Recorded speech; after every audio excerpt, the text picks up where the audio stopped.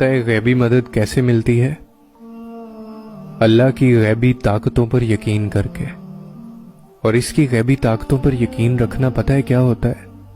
कि जब कोई भी रास्ता नजर ना आ रहा हो, तुम अंधेरों में डूब गए हो, तब तुम आंखें बंद कर लो और ये सोचो कि अभी जब दोबारा आंखें खोलोगे तो हर तरफ रोशनी होगी, क्योंकि अल्लाह तुम्हारे लिए सारे अंधेरों को रोशनी में बदल देगा।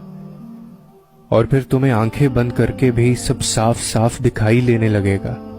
और बेशक अल्लाह ही तो है जो तुम्हें आंखों के बगैर भी बसारत से नवाज सकता है।